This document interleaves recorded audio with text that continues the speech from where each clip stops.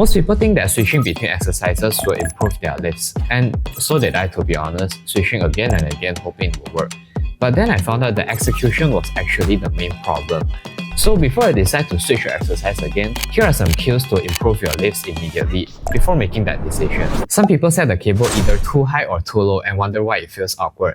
Some people say a few inches above the hip, but some people have different body structures. So instead of guessing, use the rule of aligning the cable with your arms. By aligning the cable with your arms, the resistance is consistent throughout the whole movement. If you thought this was useful, stay tuned for cues that have made training 10 times easier for me. Whether it's chest or shoulders, it definitely involves pressing movements, but one of the most common issues is that I feel it more in my arms than my chest or my shoulders. If you want to build a big chest or a bulletproof shoulder, you have to make sure that the targeted muscles, are actually targeted. And one simple yet very effective fix is to stack your joints. Imagine the weight placed on 2 points that are not stacked. In this case, your arms will be forced to step in to push the weight up.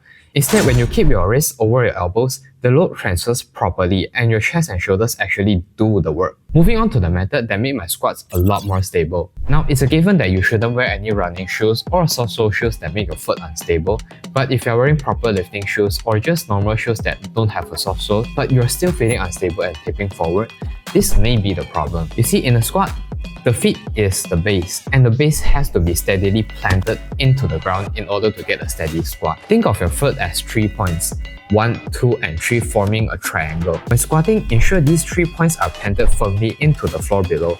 This makes your squat instantly feel more stable and stronger. Lat pull-downs are arguably one of the most common lat exercises, but unfortunately it is one of the most poorly executed exercises as well. If your lat pull-downs feel awkward and you can't feel your lats, make these two changes. First, check if you are leaning back too much. Second, instead of the common cue bar to chest, we want to do something that is elbow to your waist. It's kind of like a tucking movement. Your elbow is point A and you're trying to tuck point A to your waist, which is point B. Now pair it up with not leaning back too much and not twisting the wrist when you're pulling it down. You should be able to feel your lats a lot more on lat exercises. This cue actually works for majority of handlebars and even pull-ups. These are actually really simple cues, but they can completely change your lifts. Try them out in your next workout and you'll know what I mean.